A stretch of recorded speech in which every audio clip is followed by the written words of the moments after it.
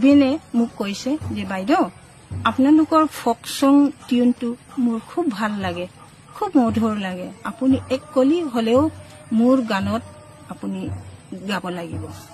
সেইটো লৈ পেলাই এইটো যন্ত্ৰ কেছেটৰ গান, এই যে এই মায়া ধৰা দুদিন মাথো থাকিবা তুমি, এই গীতৰ লগতে মোৰ এই আমাৰ কাৰ্বি ট্ৰেডিশ্যনেল সুৰৰ গানটো মই গাইছিলো। হাজিৰ জাৰা ৰসেৰা থা পাই পাই মা নাই মনাংক্লা